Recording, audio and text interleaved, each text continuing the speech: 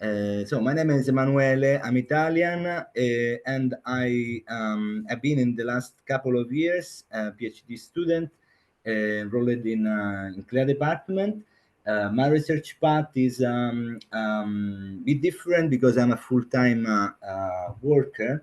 So it's really a phasing in for me into what is academic research, and also learning about the different areas of research study and topics. In particular, cybernetics, philosophy, arts. Those are topics that I never had the opportunity to really study at university. I just touched upon because my background is economics and management of technology, and in particular, I'm specialized in the policy implementation of space programs, but also in European Union funds management and projects management. I have a humanities and classical background from secondary school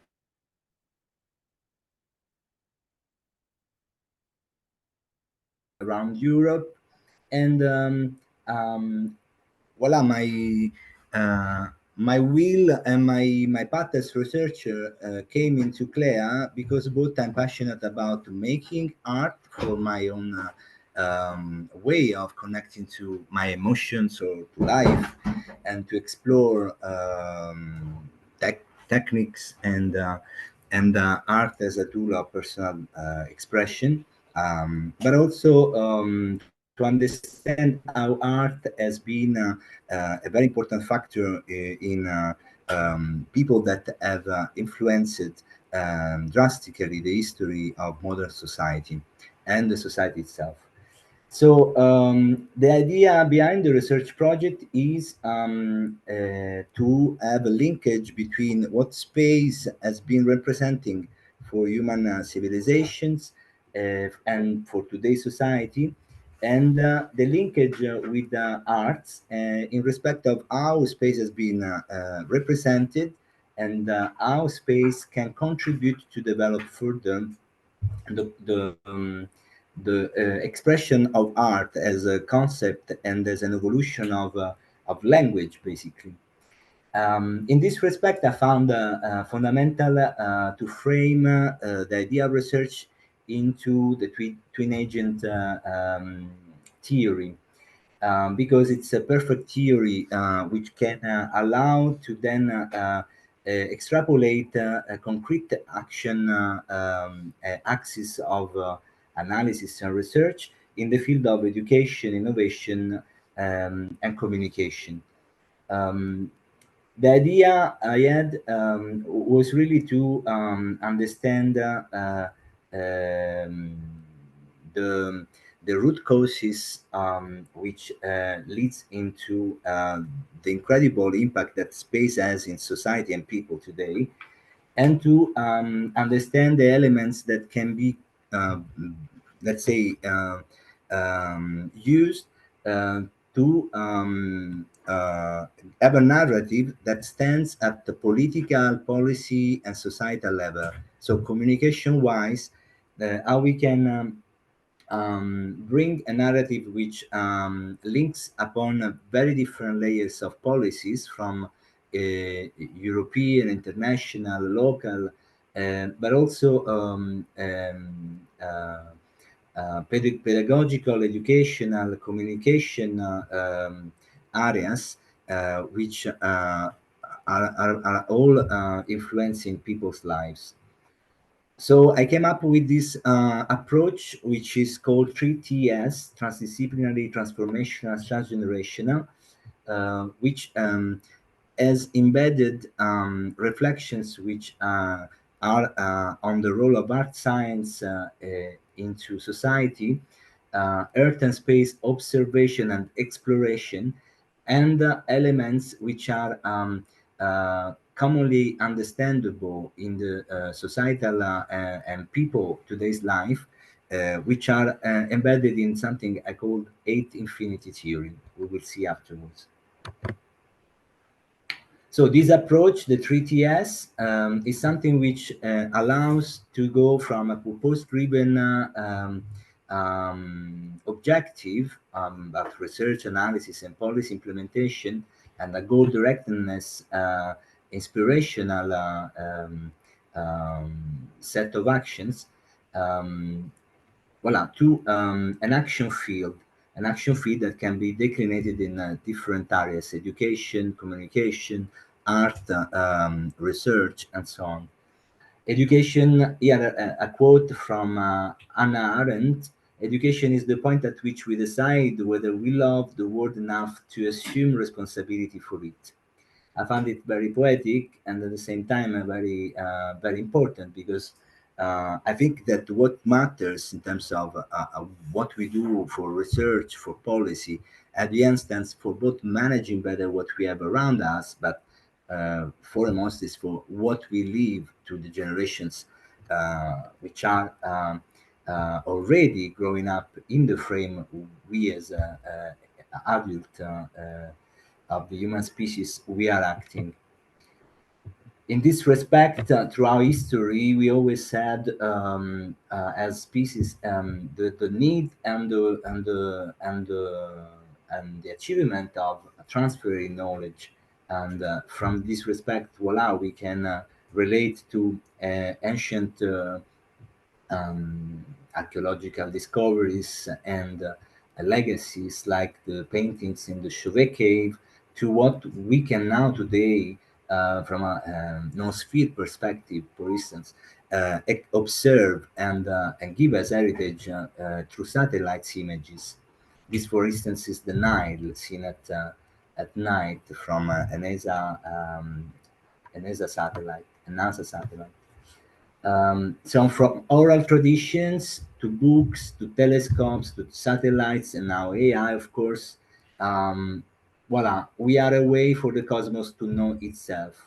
So without us, without human as species, there would be no self-generation and generation of knowledge to be transferred somehow, at least visually, because from what we know so far, unless in what 144 days we might meet aliens coming within within in our solar system, we are the only species that can represent reality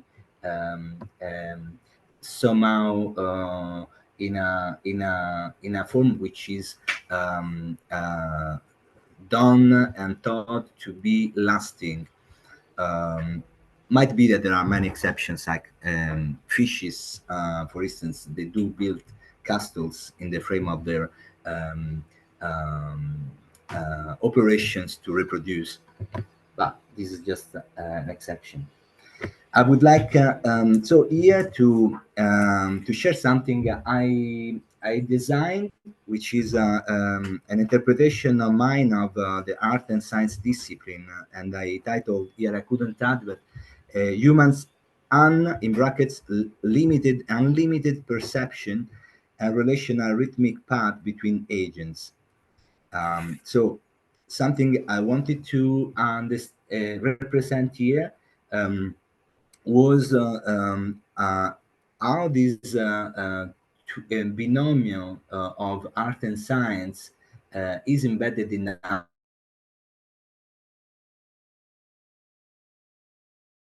our nature, but also in nature. So, and how the many elements which recur so very often in arts and science, like for instance sacred geometry or other elements linked to harmony, to rhythm, to patterns, frequencies, and so on.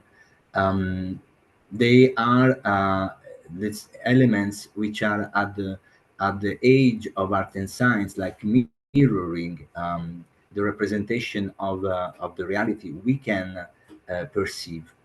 Um, so in this respect, I think that a circularity form, which recalls a spiral form, which we find very often in nature, but also in the cosmos, it's a good way to represent the features of what art science as a discipline uh, can be described by us, with its complexity, with its need of subjectivity, interpretation, with the need of interaction, the need to comprehend the multi-species level, the, the fact that at the end of the game, even planet Earth might be considered as a living being as such, and we as a species, we're just one of the many that have developed intelligence.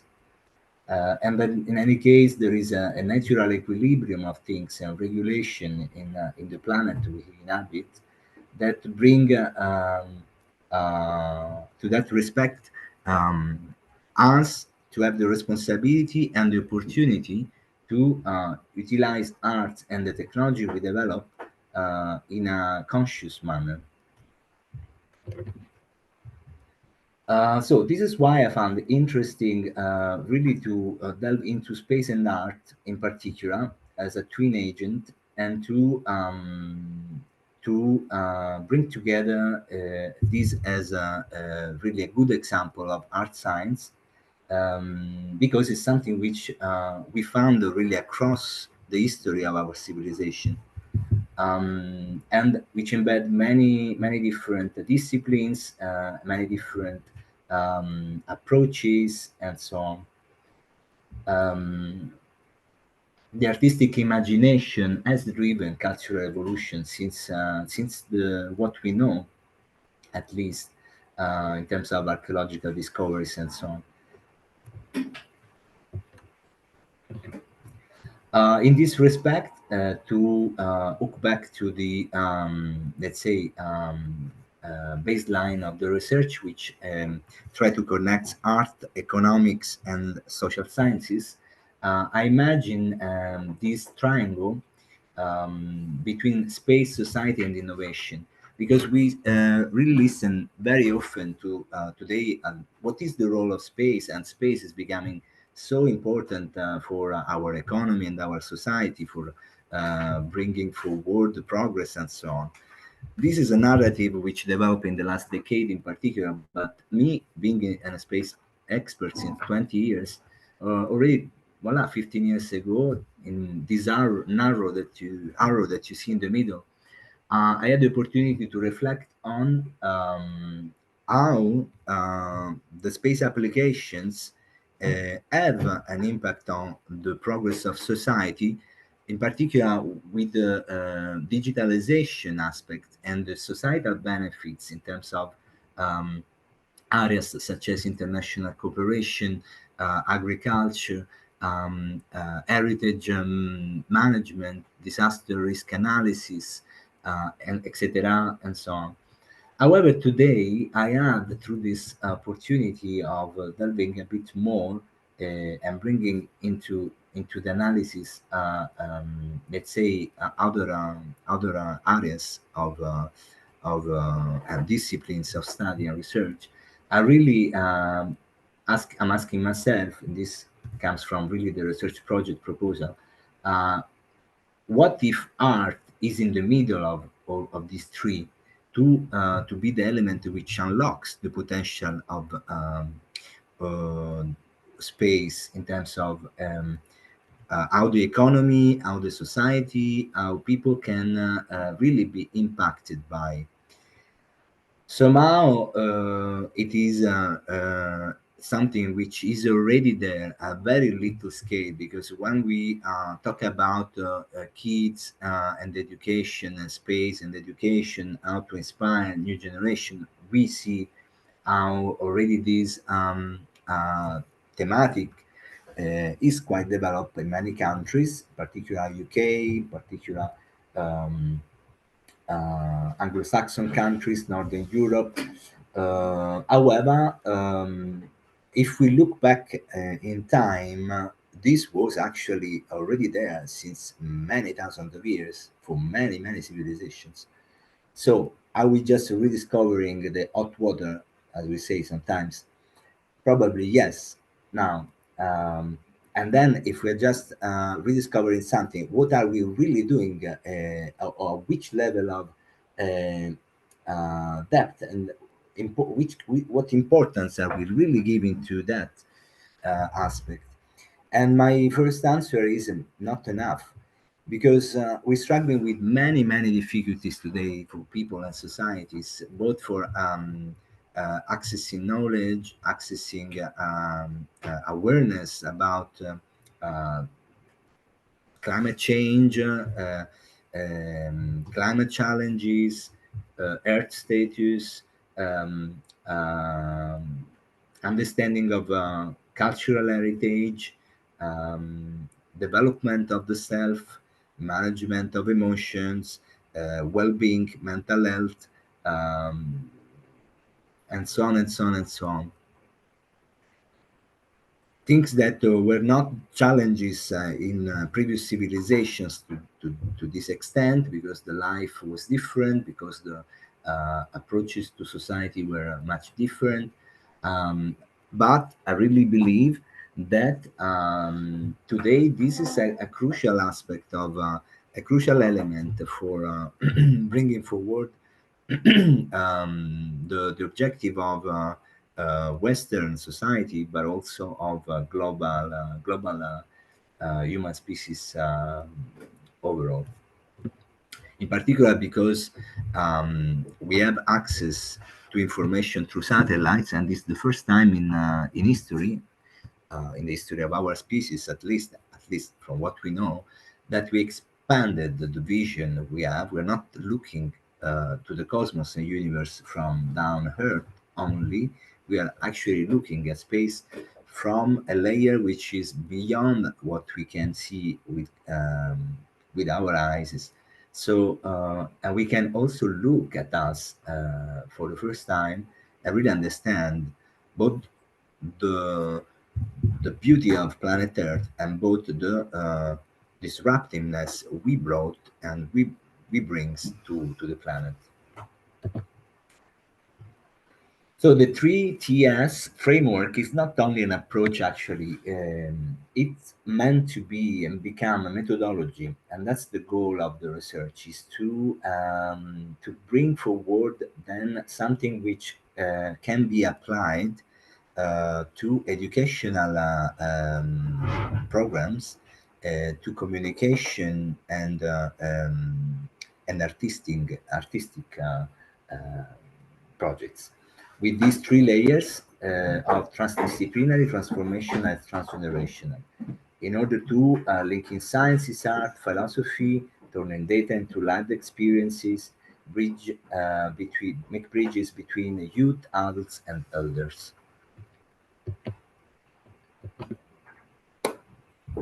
This is an extract from the draft paper, where you can voila, see, I mean, like a matrix approach of the 3TS, which is declined in three areas, three actually areas of targets. One is teachers and students, one is workers, work environments, um, and new work designs. And the third is policymakers, citizens, and philanthropic associations. This because there is voila, the opportunity to an approach like this and a thematic like this to connect dots between actors in the economic and policy field at different layers, and to have an approach and a methodology which can be commonly understood and commonly used into projects and programs at different level, from European level, so macro approach, to micro approach for really student classes, let's say. So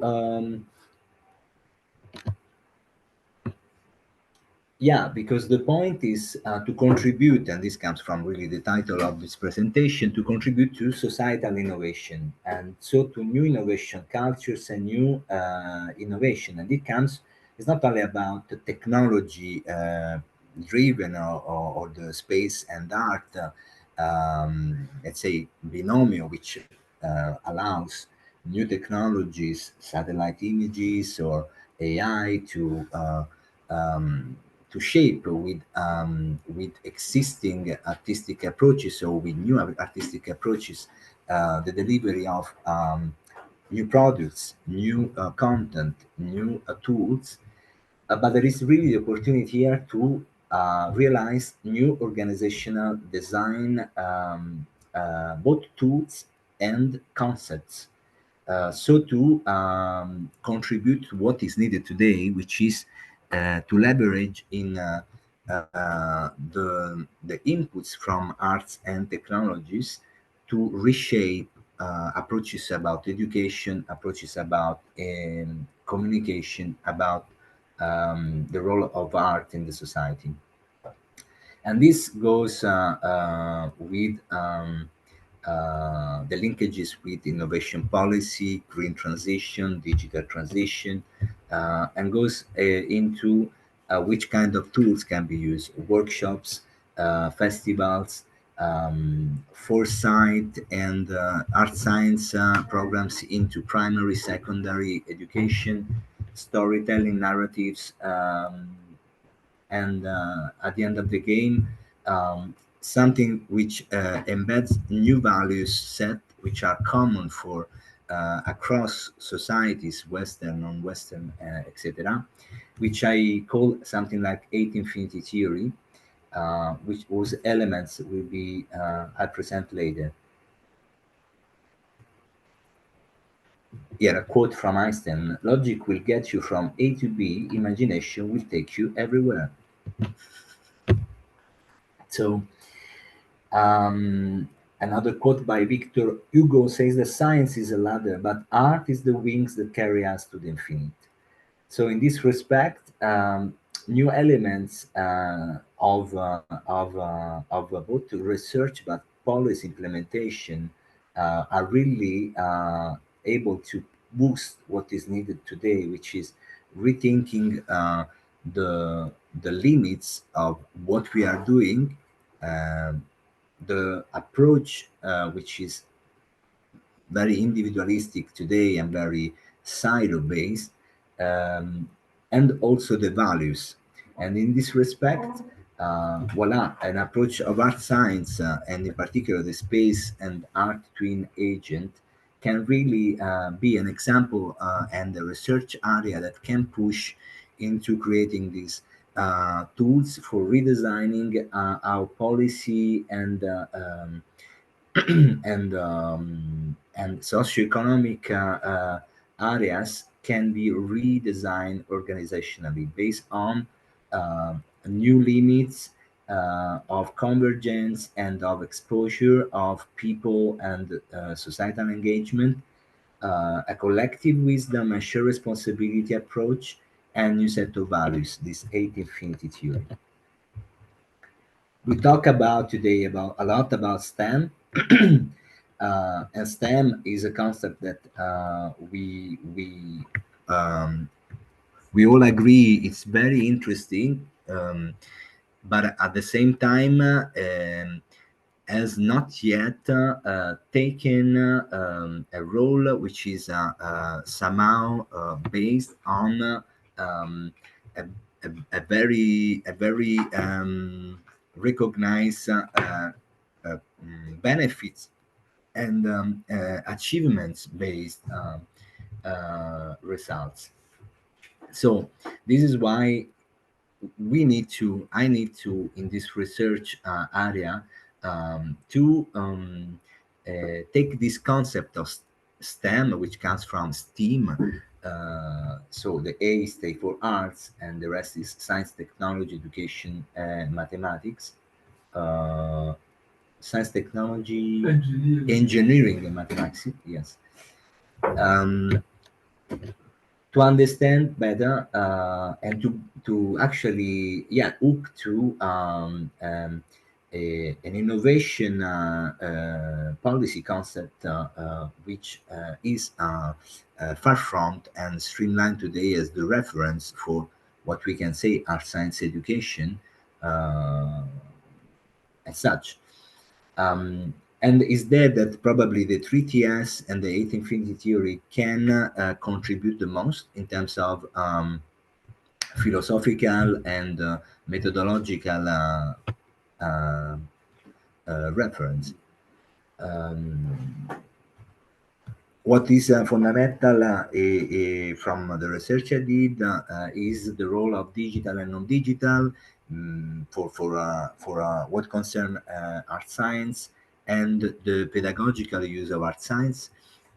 And this is fundamental also really to contribute to the betterness of people's lives, because the digital fatigue, the digital dependency, the skills development today, it's really how to say at risk if there is no a very well tailored frame that allows the diversity of people to be respected, understood, and accompanied in terms of education.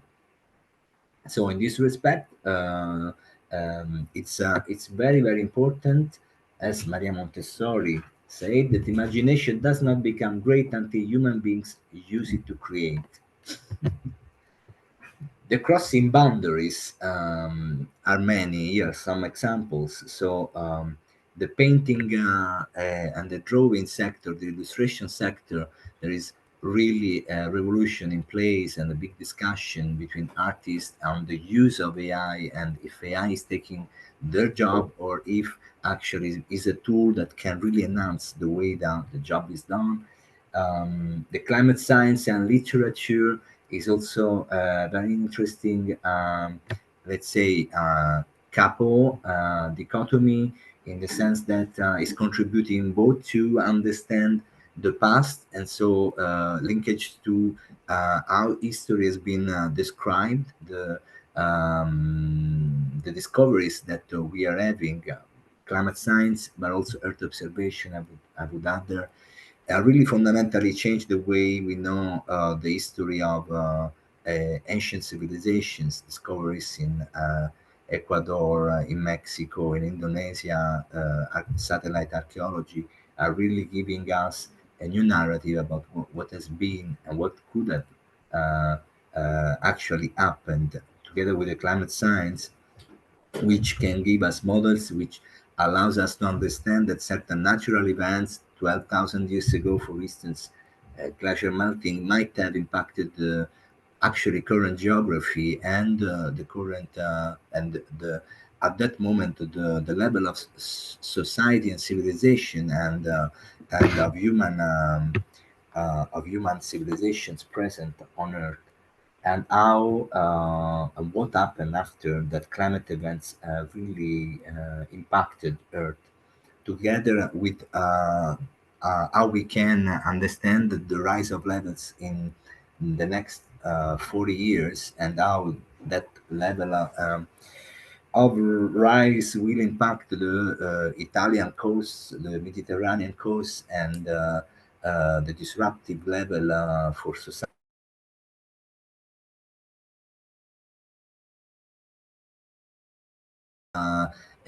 Kind of nice events we can find in festivals or in planetariums and so on. Would say dance and music. So here, then I introduced the specificity of this STEM 8.0 at infinity theory. So the elements that I found to be recollected under this are the values of diversity, well-being, spirituality, skills, communication, vocation, heritage, cooperation. So, on this basis, the research and the analysis of, for instance, STEM approaches uh, will be screened, will be verified, will be taken forward in the future in order to reassess the assumptions of these 8 elements, and to bring forward this idea as something which can embed the values of a STEAM approach, and consolidate, modify eventually um, um, the approach itself, but really give a basis which connects the STEAM to various priorities for people. So here are some examples again of how space and arts as a twin agent has been important, not in the education but more in the communication. For instance, this is a representation of Earth which is based on NASA images, but also NASA astrophysicists and engineers, which utilize some graphic tools to uh, give colors, shapes, or highlights certain aspects of planet Earth. This is called the blue marble, and so it's not real colors at the end. It's really um, an interpretation of the images in order um, to associate the image of planet Earth to one of the most beautiful marbles that we can find on Earth. And this is an initiative which came from the NASA, the NASA, the NASA colleagues. And I wanted to show because it's a very, very simple and beautiful, let's say, example. And that can be used for work, for instance, in a certain context of pedagogical, sorry, in certain educational contexts, art schools, for instance, and at different levels from primary to secondary and so on. We can also imagine in for sure in um, expo and installations with holographic tools, for instance. We can imagine this beautiful image to be projected 360, and well, many other applications. Here, same things, because the images that we have, in particular for deep space and planets, coming from Hubble, from the Webb telescopes, they are also somehow really coming from a graphic design and reinterpretation. So are not just a photo we can do with a phone or with the camera. It's layers and layers and layers of different instruments, and then a graphic reinterpretation of the image. And in particular, this photo, for instance, shows the deepest galaxies that today has been, let's say, represented by a photo. So it's very interesting to think at the work that is behind this in terms of color, contrast, and so on. And if we think really at that, we can really think about the artistic creativity which is behind making something which is black and white and data at the beginning to something like that. Okay, this is a paint of mine, and now I bring personal items to bring the other argument, which is how the personal development and the connection that we have with the cosmos and with the art is part also of really a personal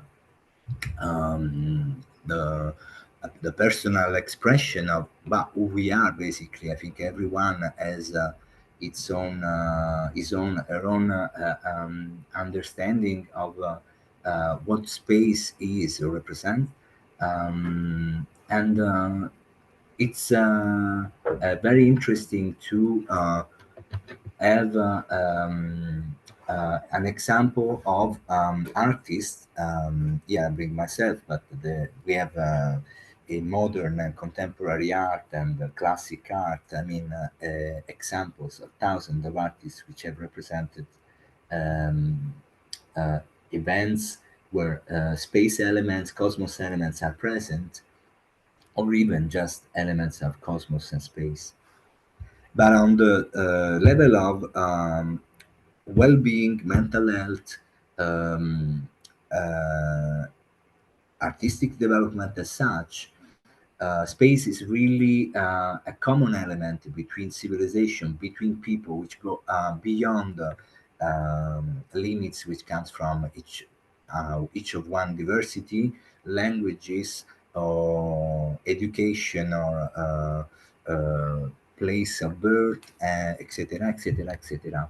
And in this respect, then it's a very, very interesting tool for education and for communication, because it's across, is universal among people.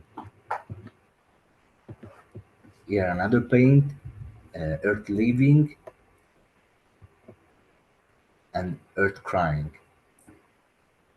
There will be in the future my first expo, and in this first expo, I will explain voila, the artistic approach I have through the paintings, to explore my personal relationship with the space and earth, and the society, and what, let's say, we do or we don't do in order to preserve its beautiness, or the power of the relationship we can have. Yeah, because I think that another element to bring, and which I mean, was I mentioned before, this collaborative and like shared responsibility for innovating the culture, innovating the culture of innovation in society, is really the participation of each person and citizens in, let's say, co-researching, let's say, somehow, this relationship we have, and we have since ever, between space and art. And the researcher wants also to do an analysis of the major cultural festivals and programs, like the one at the European Space Agency, or the European Commission, the Science Art program, which really support the intersection between policy, art, and participation of researchers, scientists, and citizens, to understand how the outcome of this is really impacting forward, let's say, people lives, and the research field in general. So yeah, to wrap up, let's say, this symbiosis of technology and heritage is there since the beginning of our civilization. Satellites can be considered art, because I mean, art artifacts is is uh, is just the evolution of what we as human species we can artifacts we can create.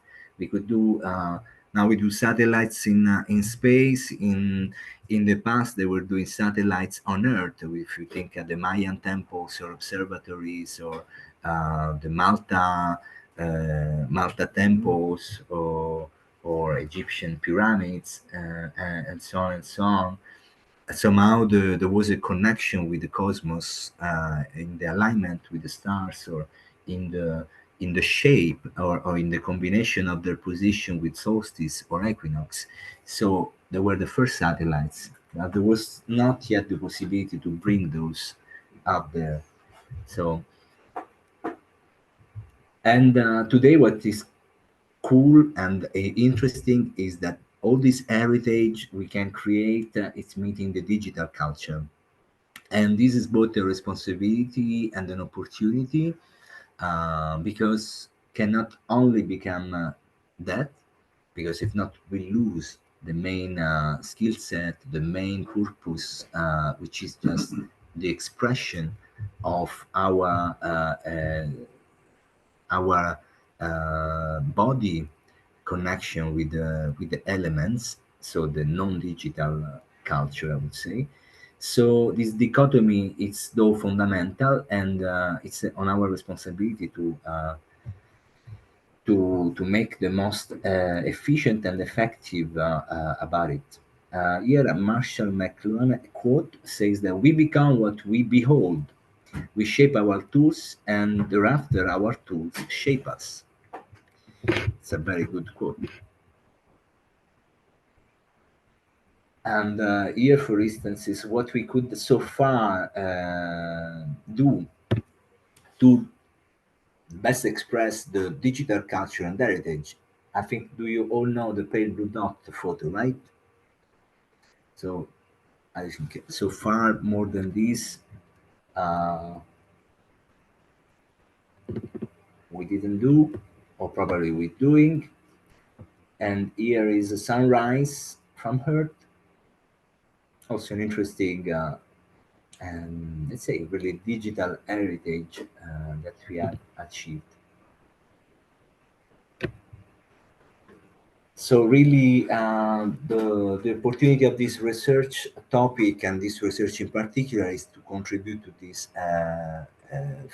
frame of economics studies, which are looking at new culture of innovation theories, new methodology, new philosophical, socio-economic reference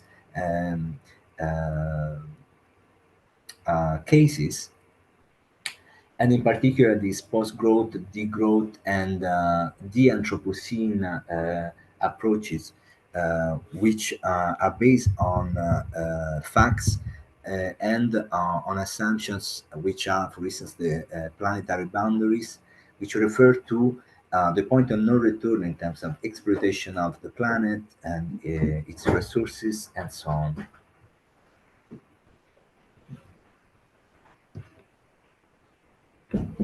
A personal level. So I want to thank you. And look forward for well, any question and any contribution. Please do now and in the future.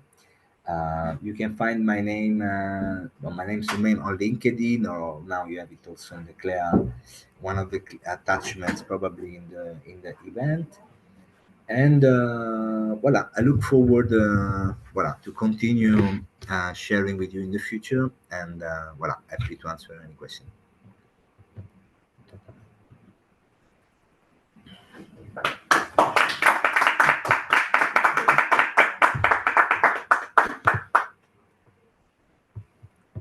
It's okay. I see a lot of now. I can see a lot of some messages. I can share my email. I can share it here.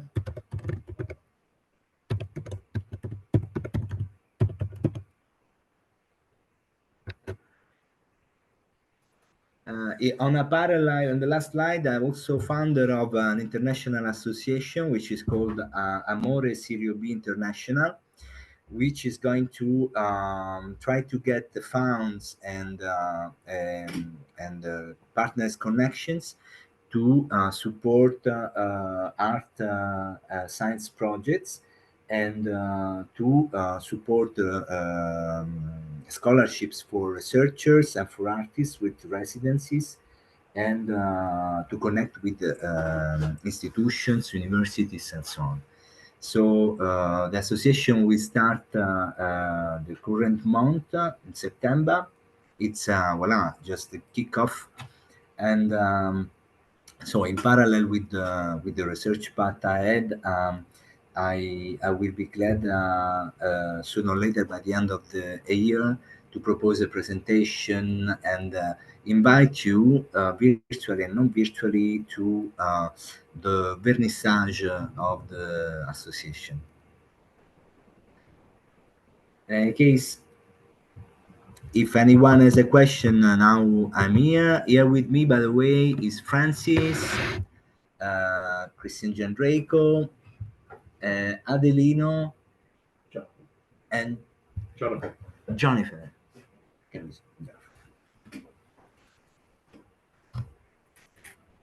Right. Thank you very much, Emanuele. I have a quick question. Uh, so just a rhetorical question, I guess. Um, you mentioned about the planetary boundaries, and there was an article in 2022 that says that we've crossed about six of the nine planetary boundaries already. Um, just just running through my head, it's kind of uh keeps me awake at night, so to speak. Uh, would it? Do you think it's not too late for changing the course of society to change the course of the way that we're going now, or is it where is it should we change the course of society, so to speak? Of course not. We have to be positive in any case. As a matter of fact, the law of attraction of good endeavors comes from what we bring to the universe. Now we go into spirituality. Each one of us has his own. My personal one hooks into many aspects of past, current religions or philosophical approaches, and so on. What I can say is that I think it's on a personal ground important uh, to have an approach which can have a reason for its own personal growth and equilibrium.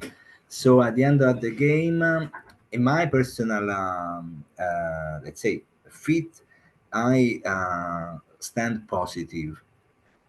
So if we look at reality, it's a matter of time and of convergence of elements.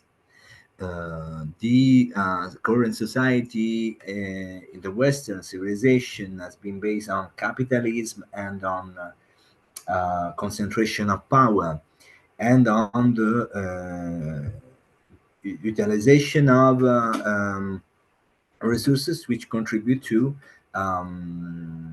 not a good health for planet natural um, um, natural processes. If this is reversible, it is. As species, the mammals, us, it's just a matter of pure case that we develop as the major species in planet Earth. There were five species before us that were dominating the planet, but few accidents brought our species to become the one that today is there. But so there could be another accident, and we don't talk about anything any longer. So what I can say is I'm personally just positive that, and this is why I contribute through my work and through this approach to intellectual reflections and sharing and collaboration, to what I can share as positive about it. Then it's just a matter of living. We cannot predict, or if we want to predict, then it's just a matter of doing a very accurate foresight study. In that case, we have to do a specific paper together, and I have some contacts on the foresight department at the European Commission. And there are studies that probably are already addressing that. At from economical perspective point, there are a lot of political and lobby bottlenecks, which might prevent us to really redirect everything uh, into how it was before. So but there are variables and things that might not be predictable also in society wise. So voila, it's not easy. It's not an easy question for sure, and there are no easy answers for sure. All right, But thanks. thank you for the question. Uh, yeah, thank you. Are there any other questions from the online participants or on-site? I have a question that you're speaking about space and art, but the examples you showed us of artistic, impressive pictures like the pale blue dot and the blue marble, they were actually made by scientists from NASA, as far as I understood. How do you see the specific role of artists in helping space scientists make their ideas better or more impressive or have a bigger influence, impact? There are other cases I didn't mention now in this presentation, but there are. So in the science art program of GRC, for instance, few ones, and also independent. For instance, at ULB, there is a young PhD student. She created an artificial space agency, and she was resident at the European Space Agency, and she recreated there through imagination and creativity the program of this, let's say, um, space agency that would really look um,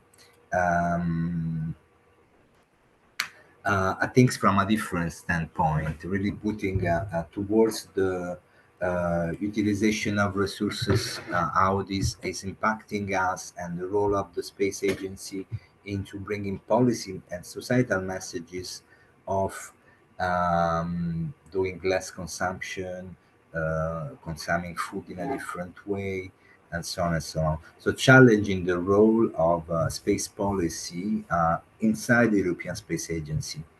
She told me that she was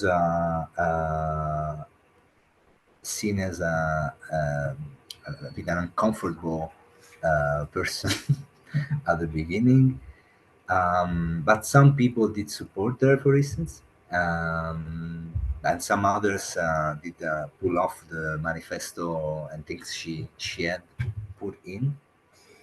Um, and she's continuing her project by doing a website and opening up to cosmonauts of the Roscosmos. And this was interesting because she named the agency a name which is very similar to the Russian space agency, and that was a bit a no-go somehow at the beginning for some people because of these assonance, but she didn't actually even knew about it. So that experience is found it very interesting. Um, Voila, and it is a person with whom I would like to collaborate and would like to support. There is another artist, for instance, she solicited about the utilization of the elements of the moon and the preservation, which is important about it. And I think she had done. She has asked for to ESA or NASA or JAXA some moon material, and she has done an installation in that respect to advocate about some some policies of particularly Japanese, but also was the Luxembourg Space Agency, which had done a legal framework about the exploitation um, of outer space material. Um,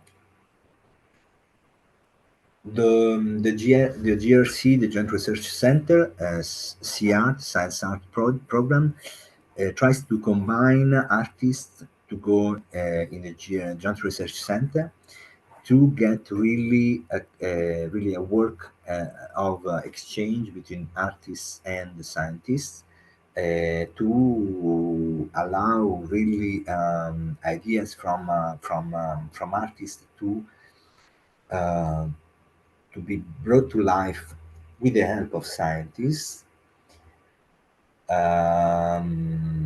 Or yes, also to really influence some scientific démarche. I remember when I was in the space department, following research projects, which were more donc financed by the research program of the European Union. So projects which are very elaborated, not artistic, let's say, initiatives from one person. But there were a couple of things which were interesting, and then they were used by artists. Or they were probably inspired, at least one, if I remember well. There was really then an expo which was annexed as an idea, and was the monitorage of whales' path in in the ocean, and it was followed by an expo about ocean images and this interpretation of the data from the movements of whales. In any case, yes, this is very important. I think, yes, it's probably the point where uh, maybe the methodology, or yes, this new approach that I try to identify as something that can be used could be a common point, let's say, uh, to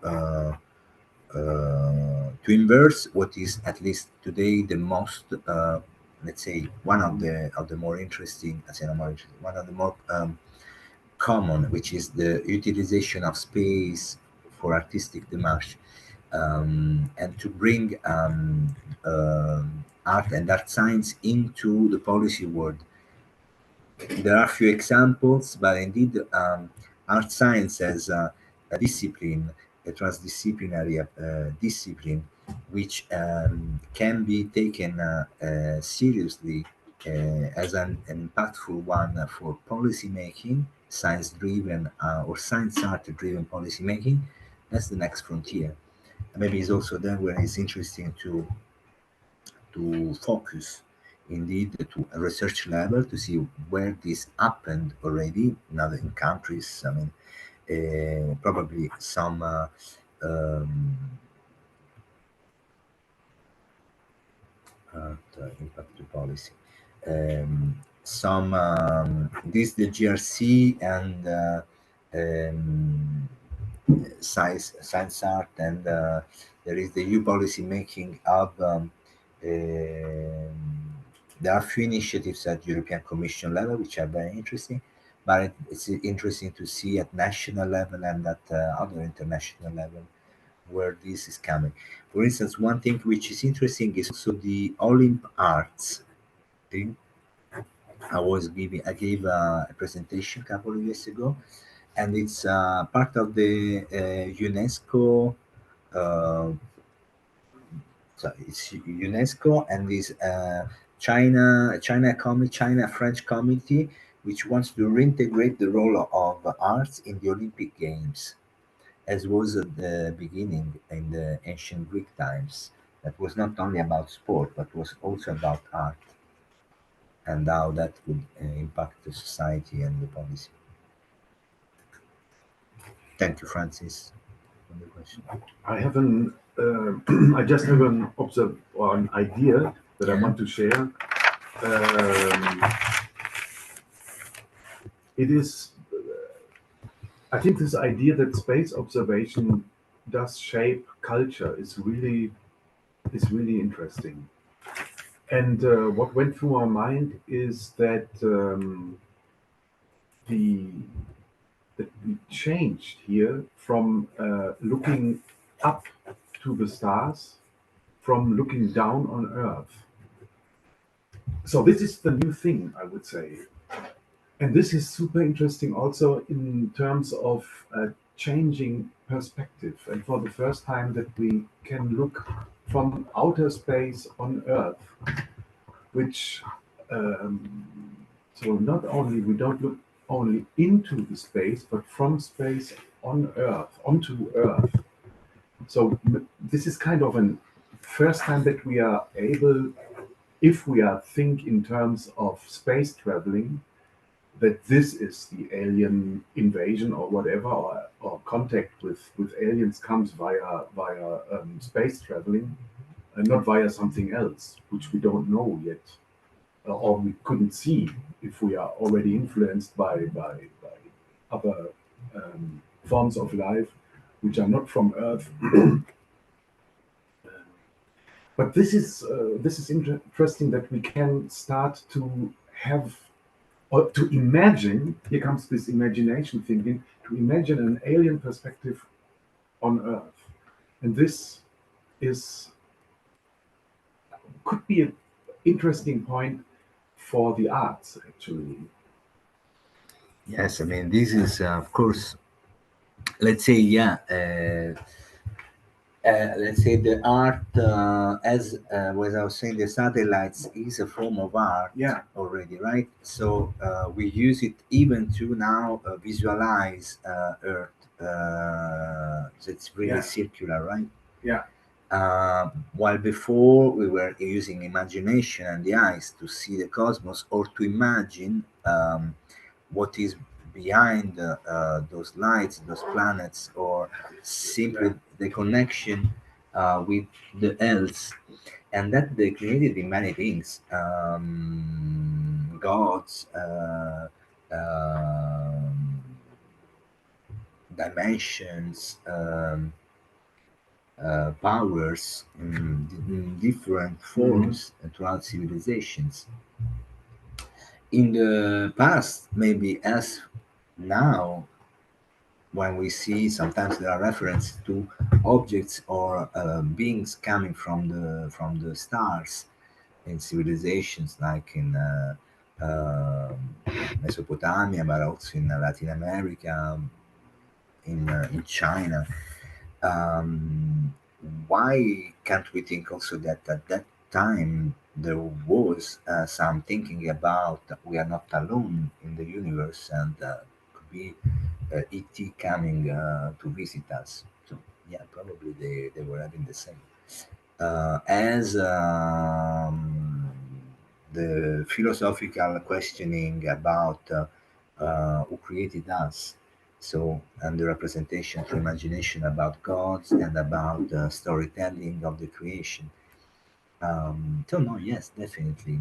Today, for sure, we have a digital culture of movies about alien invasions or space exploration that reinforces just the feeling and the power of our imagination and the observation of things. But at the end of the game, is just the same of many years ago. There is something very interesting nowadays with this Atlas I3, because scientifically, many scientists are really saying it's very weird, this trajectory, the speed, the elements, the lighting, which is very there are research papers already there, so we just have to do the countdown and to see. That's interesting, right? It's really the first time we see these, and theories or some evidences about non officially recognized, non officially, so officially, let's say, not commonly recognized history proved, or I don't know, at least European level. I don't know about the presence of non-identified objects or um, or yeah. Um, peculiar objects identified also out in outer space, or things. That literature, that narrative, for me personally, stands in between, and so for me at the same time is true and not true.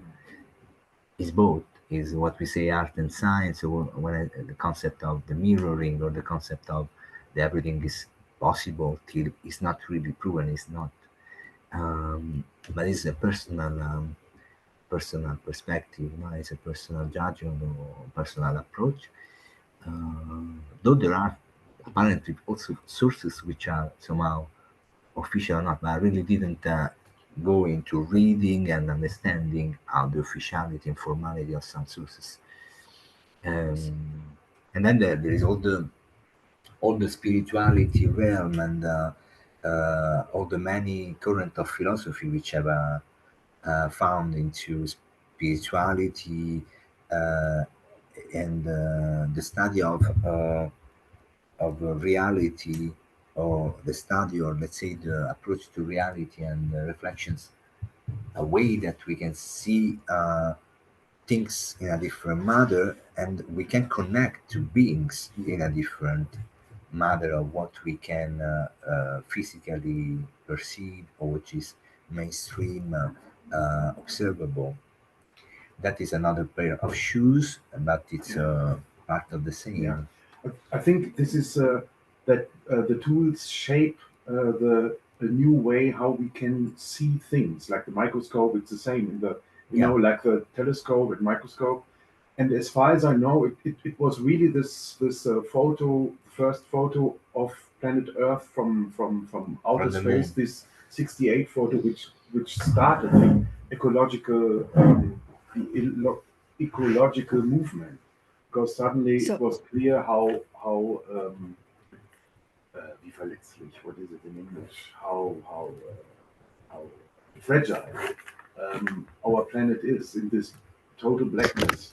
I guess we all know this photo, and it came on. It's this, the one from the moon. Yeah, Katarina yeah. says 72, the blue marble. Yeah. Don't know if it's referring to the one. There is this twin blue marble, which is I think a recent thing, but there is the famous one from the moon, which we see Earth from a new perspective. I don't know if it's that one. Yeah, yeah. And I have a quick question, and then I have to leave. I'm sorry. But Joe, I just love your point about the alien perspective and the fact that the arts can throw a new point of view on lots of things. But my question to you, Emanuele, is I heard you talk about space and about agriculture, I think. And I'm wondering what the connection is, and what particularly interests me in the potential of your talk is the idea that the arts can raise questions that others cannot raise as easily, because science has a sort of a requirement of proof and correctness, and whereas the arts can say, well, what about this, or what about this? So that's what we're really trying to do with this online exhibit, and I wonder how that relates to what you're doing. Okay, thank you. Which online exhibit you refer to? Well, I wrote about it in the text. I can send you an email with the same stuff that was in the text. Yeah. Okay, sorry, I didn't have the time to read. First thing, the relationship between agriculture and the space is embedded in the story of the agriculture.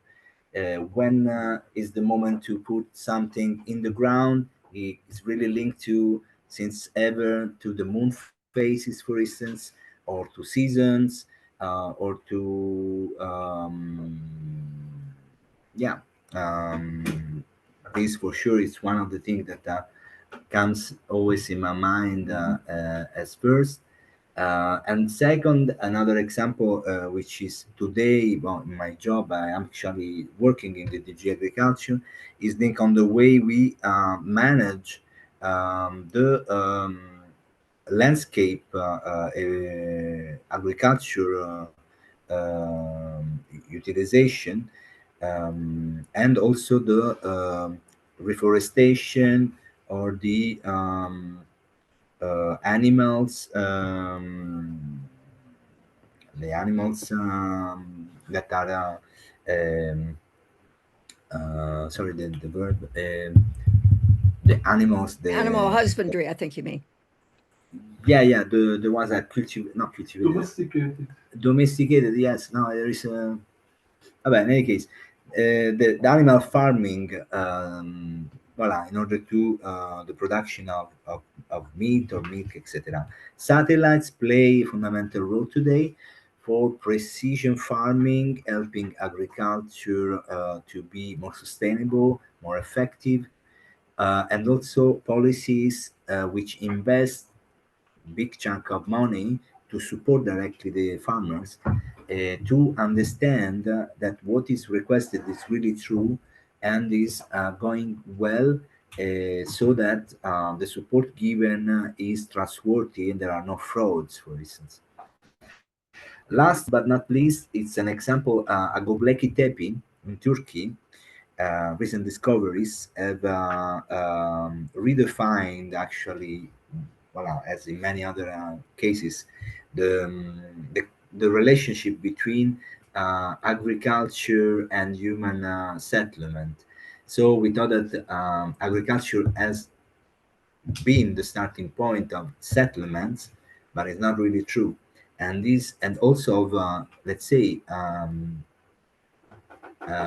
civilization as such, is not true, because this very important sites, which is like a temple, represent constellations carved in the stones, which refers to episodes narrated in many places in Earth about the glacier era of 2000 years ago, where the sea rised, and there were really parts of the Earth which went covered. And in that timing correspondence, a lot of in a lot of places on Earth, a lot of similar civilizations rose with similar architectural, artistic, and cultural interpretation of the relationship between um, the the human condition and the stars and the cosmos. What is interesting is how this artistic démarche that has been discovered has actually redefined the role of agriculture and human civilization in terms of uh, the impact on the path towards culture. So the nomads were really able actually to build or to embrace somebody else that would bring technology and evolve together, and far before agriculture was in place, and without that, agriculture would define, let's say, sequentially But the start of a you're civilization. talking about history, and we have a huge challenge in food security today that I assume you're dealing with as well. But where are In you agriculture, based, actually? Where are you located? I'm in Brussels. You're in Brussels. Okay. So today, agricultural challenges are many, and this is more on the economic and policy perspective. It's really about Occidental and Western sectoral delicate aspects, which goes from the implications of lobbies into the economy and the politics, the perspective of absence of innovation and skills for young generation of farmers, um, uh, the rural versus urban transition, which is really in a different rhythm. All those elements are elements which are fundamental for what today is the successful fair digital and twin transition, which is not possible if there is no a skills transition in all aspects. We talk here about education in a matter of transversal space and art, to really use satellites images and applications to teach about history, geography, climate change, agriculture, and this with utilization about technology and art, and try to do it at primary, secondary, and vocational training level. This is what the methodology is meant to bring in togetherness with many tools to be developed and things to be developed and policies to be developed. So the skills is the main issue in general, and in particular for the agriculture workforce, because in Europe, for instance, the young farmers are neither motivated, neither skilled, and neither really supported economically to really to innovate the farm concept. And that's a big problem that European Union, but in general, all around, it's facing. It's a big problem because we're gonna then switch to eating insects, probably. Yeah, I'd like to make some comments. of course. So, first, I'd like to say that I appreciate your word "steam" with an I, putting the I there. I think it's a nice thing. Um, um, but I'd like also to make a special comment on so these images that you showed as of photographies of from space to planet Earth, and um, I I'd like to. It made me think about something that once I experienced in a museum. So it was a museum of science, and when I was observing the objects in that museum, um, I found them quite charming. They were like 19th century chemistry objects from engineering, and and I was comparing them with my experience from being in a chemistry laboratory from of nowadays, and the feeling I got was totally different. And I really, as you said, I do believe that the ambient we are impacts us, uh, um, and so when I was observing this, my immediate reflection was that this what the people that were attracted to science back then in these early 20th or 19th century is not the same people that are nowadays attracted to, because what the image that they get of what science is totally different because of this experience they have of what these objects brings to them, and it's really rare that the tools, the aesthetic of the tools that the world, also the way that science is communicated between scientists, all of these are things that are not thought out, and of course these can have on and on. This can be on and on elaborated, because my point is like science nowadays is no longer attracting the same people that used to be attracted to science. Someone, for example, would someone with the mind of a Leonardo da Vinci be attracted to science? I ask this because he had both an artistic and a scientific mind. Would he be attracted to science or even to art nowadays? And so this, I think here is something that can be elaborated then. So now this was something that another thing that I wanted to comment was upon the labyrinth that you bring us here in one of the images. So for me, this labyrinth, not a labyrinth, a spiral. So I like labyrinths, but spirals, they are also really interesting. But for me, this one was yet a bit not totally clear what it is trying to convey. For me, it was not. I think it could be more clear. That this is like, yeah, two comments, maybe a third one to finish. you talked mostly here the direction that goes from science towards art, and also something that could be elaborated is the idea of a direction from art to science. So, and here I was thinking about some approaches from movies, essentially. So I thought about like Space Odyssey, Gravity, Star Wars, Interstellar.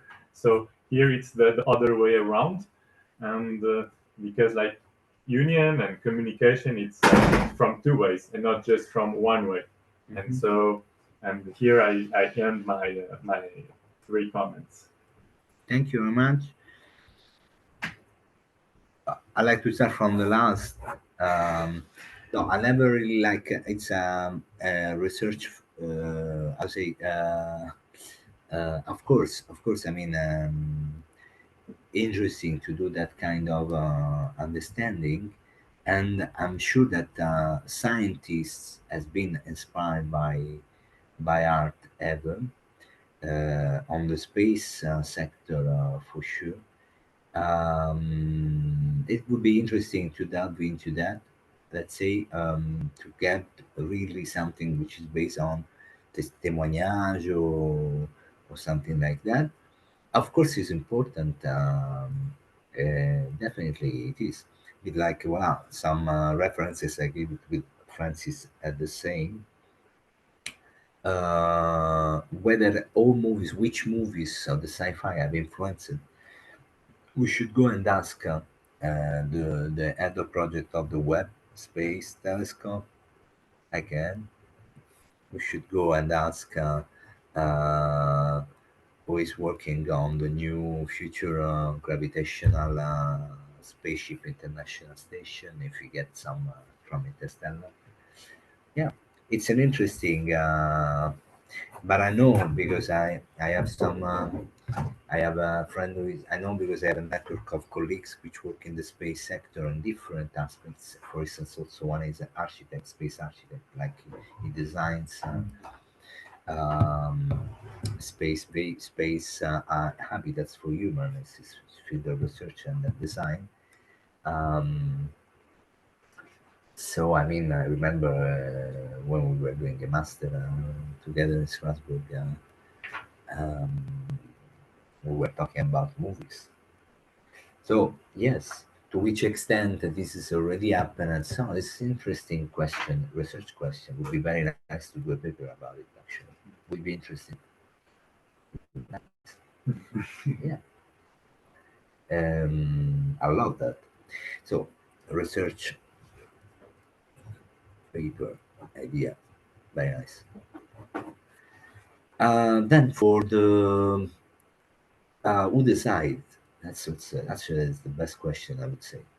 If I have been Leonardo, my second name is Leonardo, not Leonardo da Vinci, but um, I have an artistic, definitely side and a scientific side.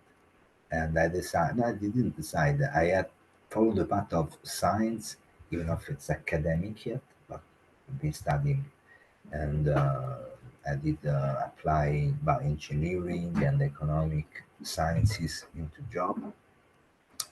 But if I would have had an environment, and I think you mentioned that on the first, no, somebody mentioned environment, the importance of the environment. Don't remember. In any case, the environment is fundamental. The education is fundamental. No, so if somebody who is inclined to art and to science is stimulated to art, he will start to develop his skills in art, and then eventually, possibly, later be attracted by science. It depends really on the society and the context. Leonardo da Vinci was in a society where a person talented like him in a court and so on, he could do whatever and being this Math. polyman Math. for poly what Polymath. polymath poly artist polymath poly scientist poly everything polyedric person his life because there was this court kind of situation thing. So it was in Italy, then he went to Paris, then he went to Versailles, etc., etc.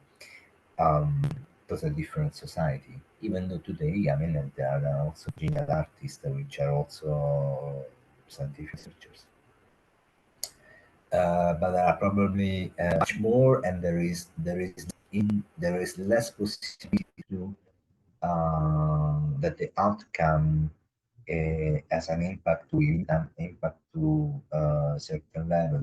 The impact to a certain level comes when you're very specialized in something, uh, and not if you if you let's say make energy and interest. It's a general consideration. Probability probably are less. But when to decide or how to accompany this in terms of pedagogy, education, vocational training, and lifelong education policies, which are the problems of the European policies for education, it's a very interesting point, which links to the point of Adelino, important, and links to the point um, of before, which is to bring science impact into policy making, which is not that yet. To Francis, science for policy.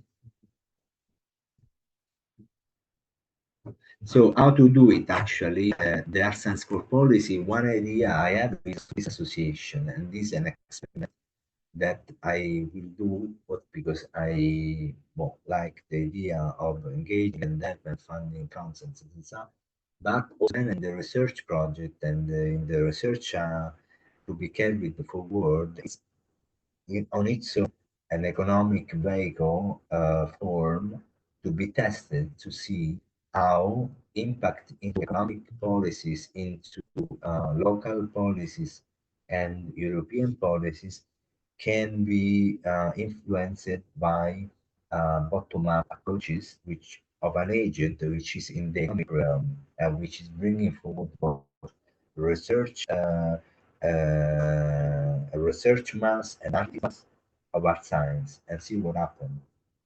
Um, Probably, let's say, thank you for actually um, link the thing to Francis. And on personal ground, this is very interesting. Goes with this the approaches of infinity thing and the orientation path that you should give, and probably to China, to children, and to youth, to explore different disciplines, different approaches, and to fit to and to the path in the society. This is already the times. There are schooling approaches and Montessori, Steiner, voila.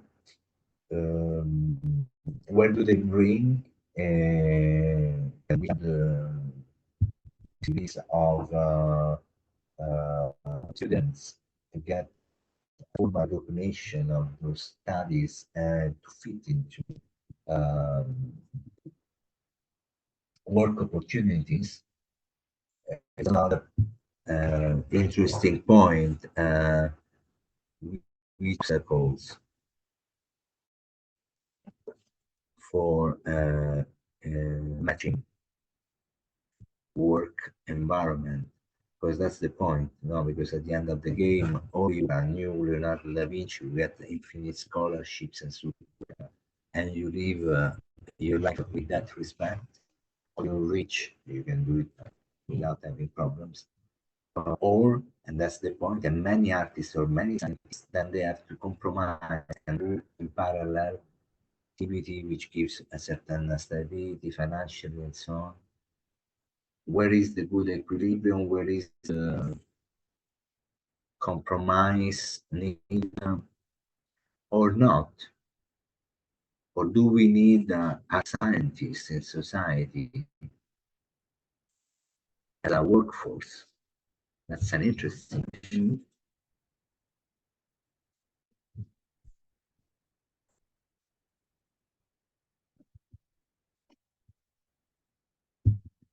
let's see what.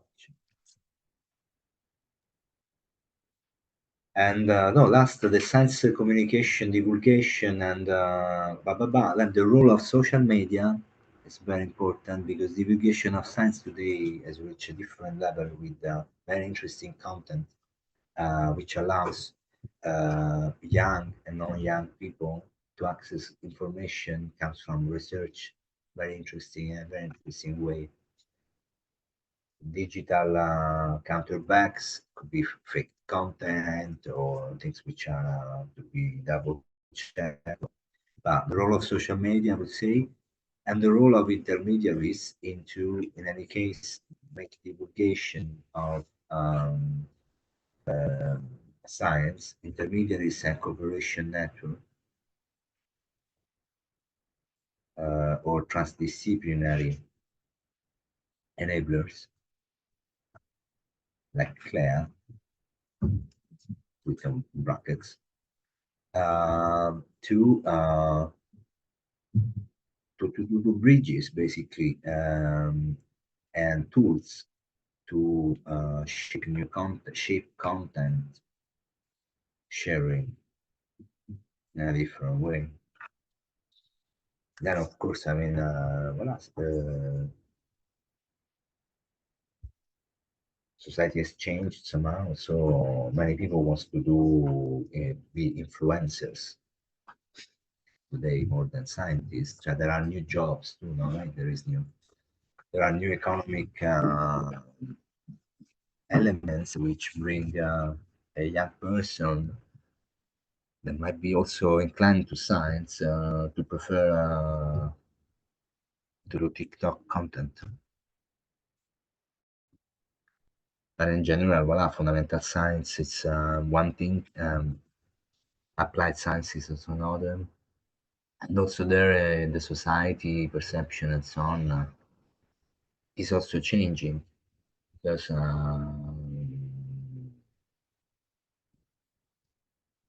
how do we teach science to primary school and to children? Do we really explain and do we make the link? Really depends from it comes more a bit secondary school. Well, I have a bias, the Italian education system, from what I remember, so I was discontent of the orientation, and this is a system which is failing, unfortunately, despite the richness of the method. Like all the youth is going away, but